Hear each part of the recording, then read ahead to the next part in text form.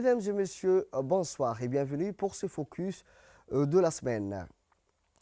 Dans le cadre des festivités commémoratives du 46e anniversaire de l'accession de notre pays à son indépendance, le président de la République et chef suprême des armées, M. Ismaël Omar Guelleh, a pris part au traditionnel défilé militaire organisé sur le site de Belbala. Comme à l'accoutumée en termes de défilé militaire, à l'occasion de la célébration du 46e anniversaire de l'accession de notre pays à son indépendance, le chef de l'État, son Excellence, M. Ismaël Omar Guelleh, a déposé une gerbe de fleurs sur la tombe du soldat devant le monument du martyr au palais du peuple. La suite dans ce commentaire. Dans le cadre des festivités commémoratives du 46e anniversaire de l'accession de notre pays à son indépendance, le président de la République, chef suprême des armées, Ismaël Omar Guelleh, a pris part au traditionnel défilé militaire organisé sur le site de Balbala. Avant le lancement du défilé militaire, le chef d'état-major général des armées, le général de corps d'armée, Zakaria Cheikh Ibrahim, a passé en revue les 3000 hommes et femmes en uniforme issus de toutes nos forces armées et de sécurité de notre pays. Ensuite, le président de la République, Ismaël Omar Guelleh, est arrivé accompagné de la première dame et présidente de l'UNFD, Khadra Mohamed Haïd, sur les lieux de la parade militaire pour prendre part au défilé militaire du 27 juin.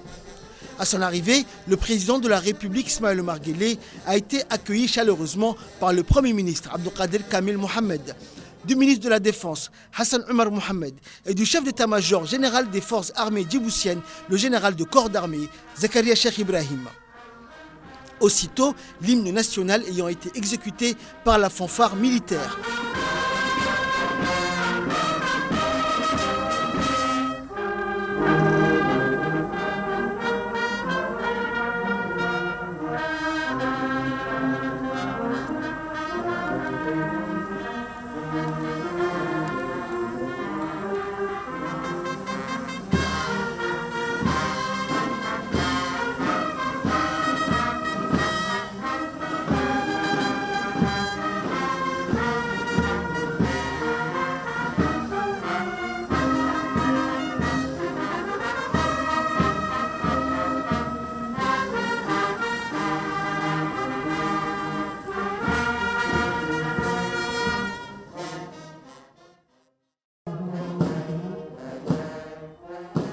Le président de la République s'est dirigé pour passer en revue les troupes des forces armées et les unités motorisées. Outre le chef de l'État, le défilé militaire du 27 juin a vu la participation des membres du gouvernement, ceux de l'Assemblée nationale, les représentants des organisations internationales et des corps diplomatiques étrangers accrédités à Djibouti. Après que l'hymne national fut interprété par la fanfare, comme à l'accoutumée, le chef de l'État a passé en revue, debout à bord d'un commande-car, aux côtés du chef d'état-major général des armées, les différentes troupes en tenue d'apparat et les unités motorisées.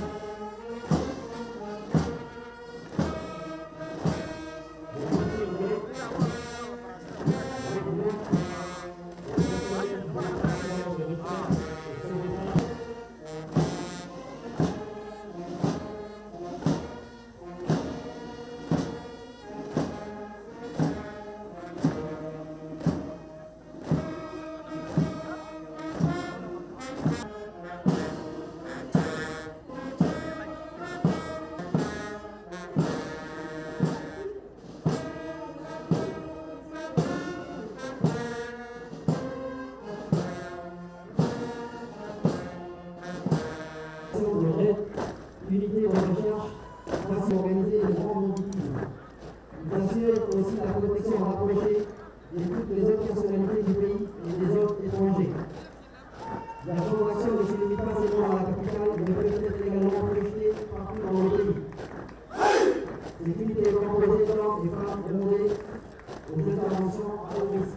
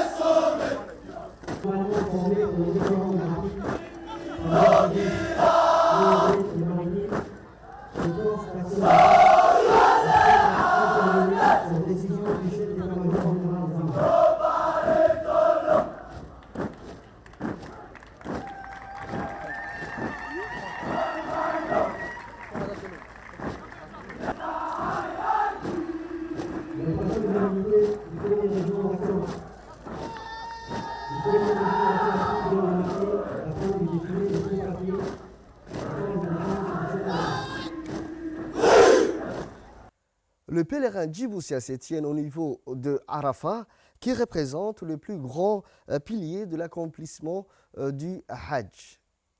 Le détail dans ce commentaire.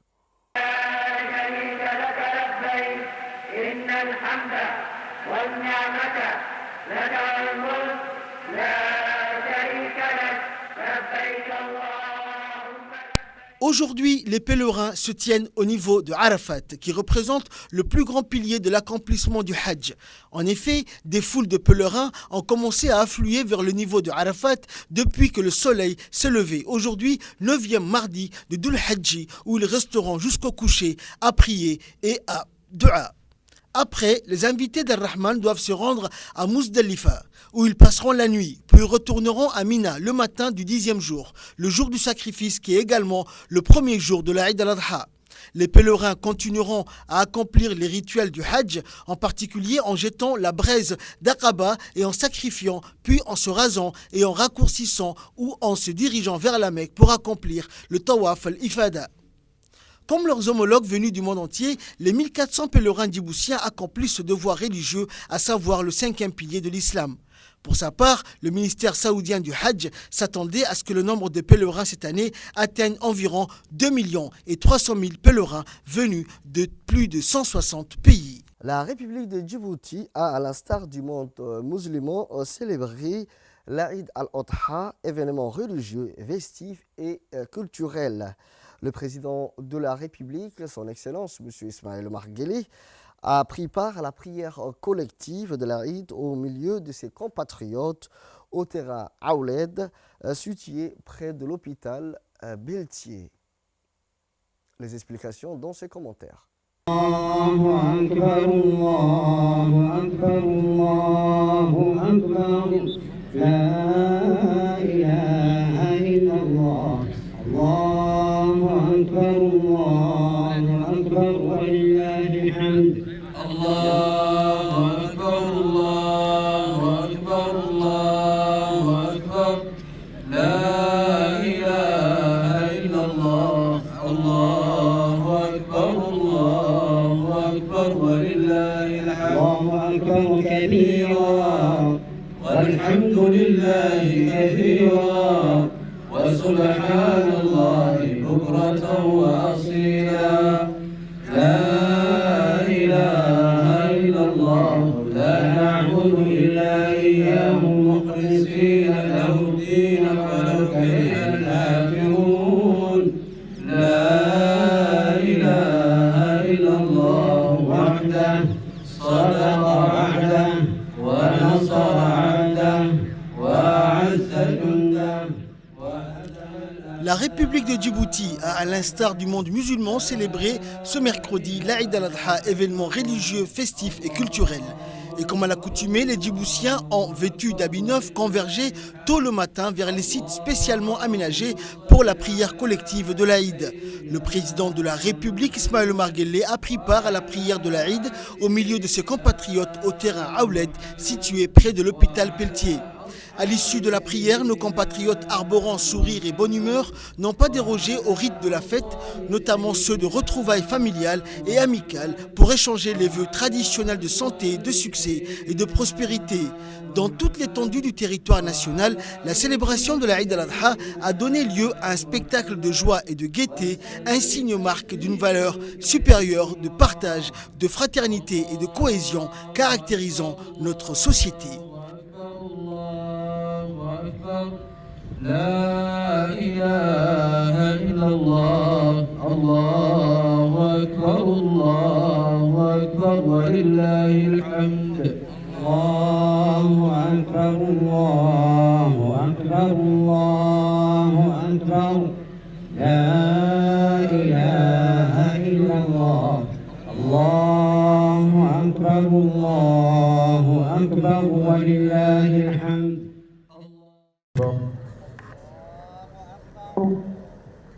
الله أكبر الله أكبر الله أكبر الله أكبر الله أكبر الله أكبر الله أكبر الله أكبر. قد أفلح من تزكى وذكر اسم ربه فصلى بل تؤثرون الحياة الدنيا والآخرة خير وأبقى إن هذا لفي الصحف الأولى صحف إبراهيم وموسى. الله الله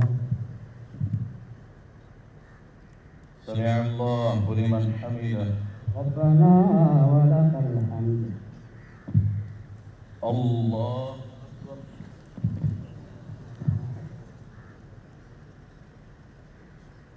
الله أكبر الله أكبر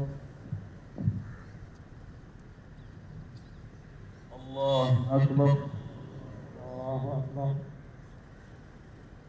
الله أكبر الله أكبر السلام عليكم ورحمة الله السلام عليكم ورحمة الله السلام عليكم ورحمة الله السلام عليكم ورحمة الله. Sous l'égide du ministre des Finances et de l'Économie, accompagné de la ministre de l'Habitat et de la ministre de Solidarité, le directeur général du Fonds de garantie a procédé cette semaine à la signature d'une convention historique avec le directeur des institutions bancaires conventionnelles de la place.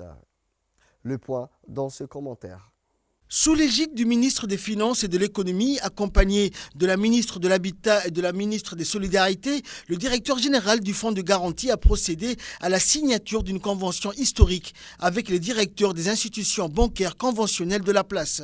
Cette initiative vise à répondre aux difficultés rencontrées par les ménages à revenus modestes ou réguliers pour devenir propriétaires et à promouvoir l'accès au logement abordable. La convention signée marque une étape décisive dans le développement du marché du crédit immobilier en faveur des ménages modestes. Elle prévoit l'extension du champ d'application d'un fonds de garantie existant au prêt à l'habitat. Cela signifie que les ménages à revenus modestes et irréguliers auront désormais la possibilité d'obtenir des prêts hypothécaires à des taux plus avantageux et des durées pouvant aller jusqu'à 20 ans, facilitant ainsi leur parcours vers la propriété. Dans cette même optique, une autre convention va être signée avec les banques islamiques courant le mois de septembre prochain. En plus de soutenir financièrement ces ménages, la convention va encourager également l'offre de microfinancement. Cette mesure vise à aider ceux qui ont des ressources limitées à accéder à des prêts adaptés à leurs besoins spécifiques. En élargissant les options de financement, les familles djiboutiennes modestes auront plus de chances de réaliser leur rêve d'avoir un toit stable et abordable pour leur famille. Cette démarche offre une alternative attrayante pour les personnes qui aspirent à devenir propriétaires de leur logement. En convertissant les contrats existants, les ménages pourront bénéficier des avantages d'un prêt hypothécaire, tels que des taux d'intérêt plus bas et une plus grande stabilité financière. L'objectif ultime de cette convention est de donner aux ménages défavorisés la possibilité de réaliser le rêve de posséder leur propre logement. En mettant en place des solutions de financement novatrices et en soutenant des réformes structurelles, le gouvernement affirme son engagement envers la construction d'une société plus équitable et inclusive. La signature de cette convention marque un tournant décisif dans la politique du logement du pays, en mettant l'accent sur l'accès au logement abordable pour tous. En collaborant avec les institutions bancaires et en adoptant des mesures concrètes, le gouvernement ouvre la voie à un avenir où chaque ménage, indépendamment de son niveau de revenu, peut réaliser le rêve d'un logement stable et abordable. Ce projet ambitieux vise également à soutenir des réformes structurelles visant à réduire les coûts de construction. En travaillant en étroite collaboration avec les acteurs du secteur de la construction, le gouvernement espère créer un environnement propice à la construction de logements abordables. En rationalisant les processus et en encourageant l'innovation, il deviendra plus facile et moins coûteux de construire des habitations répondant aux besoins des ménages modestes. Le mois de juin a été très fructueux pour les athlètes djiboutiens qui ont participé à différents événements sportifs à travers le monde. En effet, durant ces mois de l'indépendance, nos sportifs ont décroché 7 médailles au total, dont 4 en or et 2 en argent. Le point dans ce commentaire. Médaille en série pour nos athlètes. Retour sur leur performance en juin. Le mois de juin a été très fructueux pour les athlètes djiboutiens qui ont participé à différents événements sportifs à travers le monde. En effet, durant ce mois de l'indépendance, nos sportifs ont décroché 7 médailles au total, dont 4 en or et 2 en argent. Au grand meeting de Dakar, nos athlètes Zaourah, Ali et Fathia ont réalisé une performance exceptionnelle en rapportant respectivement la médaille d'or et d'argent dans la série 800 mètres. De leur côté, Mouhidine Abdi Waïs et Hussein Sougé Aden ont également brillé en remportant l'or et l'argent sur les 5000 mètres. En Tunisie, pour les U23, le jeune Ayalé domine les 1500 mètres et décroche l'or, tandis que la jeune Habon se contente de l'argent dans les 5000 mètres. Au semi-marathon de Hargeisa, le jeune Aden Waberi Darar a décroché une médaille d'argent. Et enfin, à Marrakech, au Maroc, Fatah obtient la médaille d'or sur les 5000 mètres et son compatriote Sougé complète le podium en finissant deuxième, synonyme d'argent. Dans la catégorie des 73 kilos, Alexandre Hussein a remporté la médaille d'or à l'Open du Niamey, au Niger. Une performance exceptionnelle qui vient s'ajouter à son riche palmarès. Alex Hussein a démontré une fois de plus sa détermination et son talent en remportant cette compétition. Alexandre Hussein, membre de l'équipe nationale, était parmi les favoris de cette compétition et il a tenu son rang en offrant une prestation de haut niveau. Le soutien du président de la République à travers la bourse IOG a été surtout un élément clé pour la réussite de nos athlètes. Ces résultats exceptionnels sont le fruit d'un travail acharné et de la collaboration étroite entre différents acteurs du sport à Djibouti. Le secrétariat d'État au sport, la Fédération djiboutienne d'athlétisme et le Comité national olympique et sportif djiboutien ont travaillé main dans la main pour permettre à nos athlètes de briller sur la scène internationale. Au-delà de ces résultats, c'est l'esprit d'équipe qui caractérise nos sportifs et que nous souhaitons saluer. Ils se battent avec honneur et dignité, portant haut les couleurs de Djibouti. Cela ne fait aucun doute, grâce à leur engagement, le sport djiboutien est aujourd'hui en mesure de se hisser au plus haut niveau. Double victoire de nos boursiers IOG. Samia Hassanour vient de remporter la médaille d'or aux 10 000 mètres et Moumine Bouhgelle le bronze au deuxième jeu de plage Hammamet 2023 de Lac-Noa. En ce 27 juin, la fête de l'indépendance de notre chère République, nous dédions ces médailles à notre président et à tout le peuple djiboutien. Merci, Excellence, pour votre soutien constant et votre confiance, ont déclaré ces jeunes athlètes. Bravo à nos jeunes athlètes et bon vent pour les qualifications aux Jeux Olympiques de Paris 2024. Passons à présent à l'actualité régionale en Libye. Alors qu'ils étaient en péril dans leur embarcation de fortune en Méditerranée, des candidats au départ vers l'Europe ont été secourus cette semaine par le navire Ocean Viking au large de côtes libyennes. Le point dans ce commentaire. Libye, 86 migrants secourus en Méditerranée.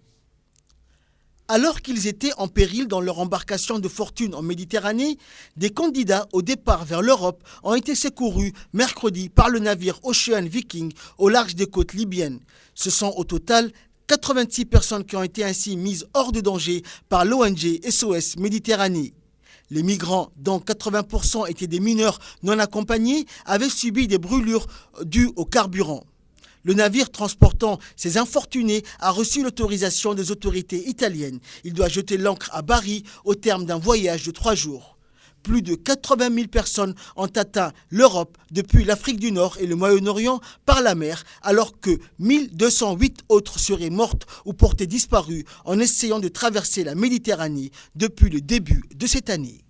Pour l'actualité internationale aux États-Unis d'Amérique, un musée retrace le parcours des Afro-Américains. Le musée international afro-américain ouvrira bientôt ses portes à Charleston, en Caroline du Sud. Il abrite 9 galeries qui contiennent près d'une douzaine d'expositions interactives de plus de 150 objets historiques et 30 œuvres d'art qui expliquent comment le travail et la résistance des Afro-Américains ont façonné les États-Unis et le monde. Pour plus de détails, suivons ces commentaires.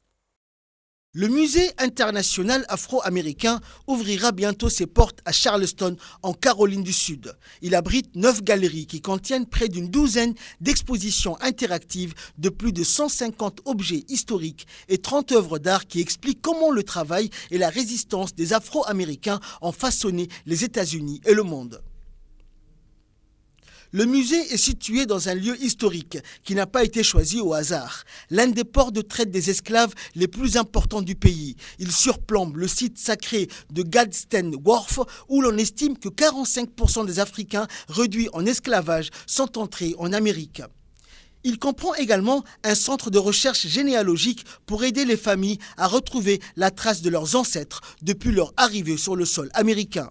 Les responsables du musée estiment que son existence est une invitation au dialogue et à la découverte. Le musée, dont la construction a coûté 120 millions de dollars et a duré plus de 23 ans, devait initialement ouvrir ses portes en 2020. Mais son ouverture a été retardée par la crise sanitaire liée au Covid-19, ainsi que par des problèmes au niveau de sa construction. C'est tout pour ces focus de la semaine. Je vous donne rendez-vous la semaine prochaine. Sur ce, restez avec nous. Le programme continue sur Télé Djibouti.